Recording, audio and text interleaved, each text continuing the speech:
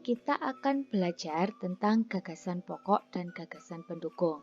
Kalian akan belajar tentang gagasan pokok dan gagasan pendukung ini di tema 1 yang berbunyi indahnya kebersamaan.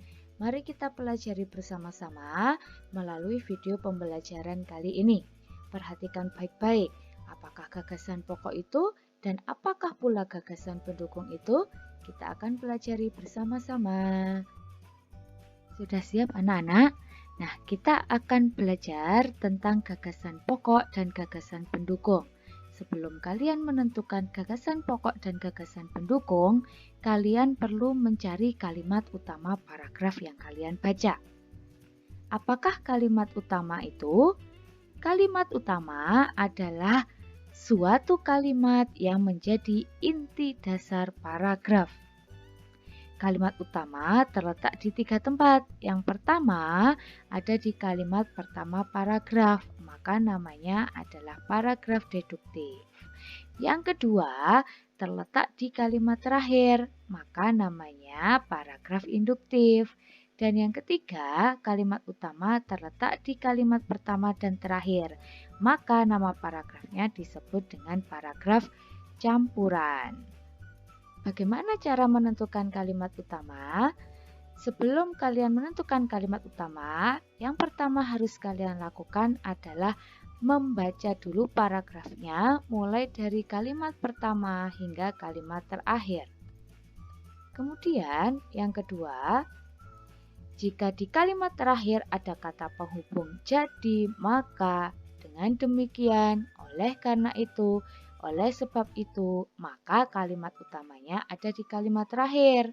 Karena kata-kata tersebut menunjukkan bahwa kalimat terakhir itu adalah kalimat kesimpulan.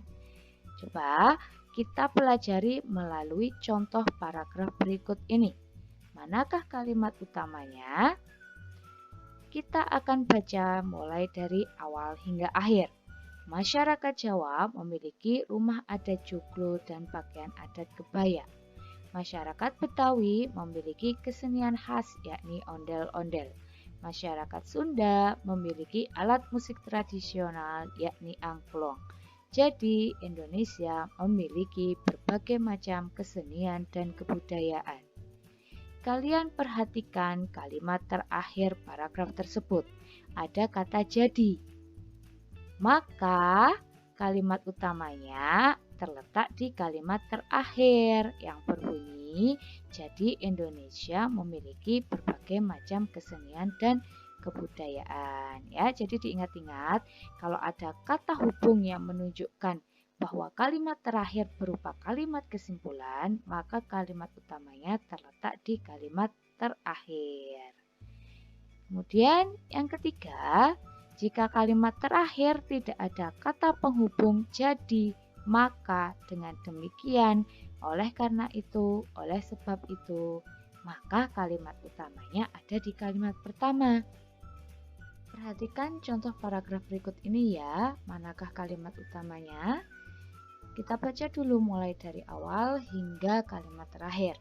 Indonesia merupakan salah satu negara di dunia yang memiliki keberagaman budaya. Negara Indonesia memiliki banyak suku, banyak ras, dan budaya yang sangat beragam. Keberagaman di Indonesia disebabkan karena Indonesia berupa negara kepulauan. Pulau-pulau di Indonesia tersebar dari Sabang sampai Merauke. Coba perhatikan kalimat terakhir paragraf tersebut. Adakah kata penghubung yang menunjukkan bahwa kalimat terakhir tersebut merupakan kalimat kesimpulan? Tidak ada. Maka kalimat utamanya terletak di kalimat pertama yang berbunyi Indonesia merupakan salah satu negara di dunia yang memiliki keberagaman budaya. Jadi diingat-ingat ya, kalau di kalimat terakhir tidak ada kata penghubung yang menunjukkan bahwa kalimat tersebut adalah kalimat kesimpulan, berarti kalimat utamanya terletak di kalimat pertama. Coba kata penghubung apa saja tadi yang menunjukkan kesimpulan? Ya, benar. Ada kata hubung jadi, maka, dengan demikian, oleh sebab itu, Oleh karena itu adalah kata penghubung yang menunjukkan kesimpulan. Kita akan pelajari tentang gagasan pokok. Gagasan pokok bisa disebut juga dengan ide pokok atau gagasan utama, ataupun bisa juga disebut dengan pikiran utama. Gagasan pokok adalah gagasan yang menjadi inti paragraf dan bisa berdiri sendiri. Gagasan pokok menjadi dasar pengembangan paragraf. Gagasan pokok bisa sama dengan kalimat utama jika kalimat utama itu pendek. Tapi gagasan pokok dapat pula menyingkat kalimat utama atau meringkas kalimat utama jika kalimat utama tersebut berupa kalimat majemuk bertingkat ataupun kalimat majemuk setara. Jadi intinya kalau kalimat utamanya panjang dan bisa diringkas, itu kalian boleh meringkasnya menjadi gagasan pokok. Seperti itu anak-anak. Nah, kemudian langkah menentukan gagasan pokok dan gagasan pendukung. Yang pertama, membaca paragraf dengan cermat. Kemudian, cari kalimat utamanya. Cermati kalimat utamanya. Jika dapat diringkas, maka ringkas kalimat utama tersebut. Manakah gagasan pokoknya? Indonesia merupakan salah satu negara di dunia yang memiliki keberagaman budaya. Itu tadi kalian sudah pelajari sebagai kalimat utama. Maka gagasan pokok yang dapat kita ambil dari kalimat utama tersebut bisa berbunyi Indonesia memiliki keberagaman budaya, ya. Jadi seperti itu, kita bisa menyingkat kalimat utama atau meringkas kalimat utama menjadi lebih singkat, lebih jelas, lebih inti.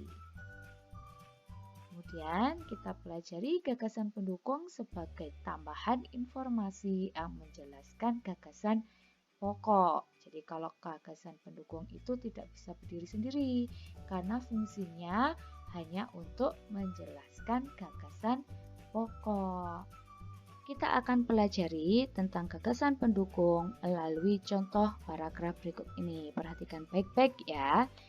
Kalian sudah mengetahui bahwa pada paragraf tersebut gagasan pokoknya berbunyi Indonesia memiliki keberagaman budaya. Maka kita akan cari gagasan pendukungnya. Gagasan pendukung pada paragraf itu terletak pada kalimat-kalimat penjelas yang menjelaskan gagasan utama atau menjelaskan kalimat utama, yakni terletak pada kalimat-kalimat setelah kalimat utama, yakni yang berbunyi negara Indonesia memiliki banyak suku, banyak ras dan budaya yang sangat beragam. Keberagaman di Indonesia disebabkan karena Indonesia berupa negara kepulauan. Pulau-pulau di Indonesia tersebar dari Sabang sampai Merauke. Dari kalimat-kalimat tersebut, kita dapat mengetahui bahwa gagasan pendukung paragraf adalah yang pertama, negara Indonesia memiliki keberagaman suku, ras, dan budaya. Nah, dari kalimat tersebut kita dapat meringkasnya ya, ada kata banyak yang diulang beberapa kali kita bisa hilangkan karena keberagaman itu sudah termasuk atau sudah mewakili kata banyak, jadi kata banyaknya bisa dihilangkan ya. Yang kedua, keberagaman di Indonesia disebabkan karena Indonesia berupa negara kepulauan.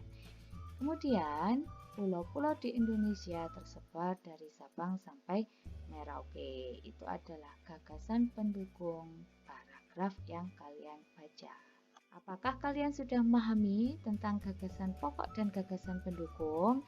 Jika sudah, maka kerjakan tugas yang diberikan oleh guru kalian di kelas ya. Walaupun kalian belajar di rumah, tetap kerjakan dengan sungguh-sungguh ya. Jangan lupa sholat 5 waktu, mengaji dan hafalan surat Al-Qur'annya. Terima kasih sudah menyaksikan video ini. Semoga bermanfaat untuk kalian.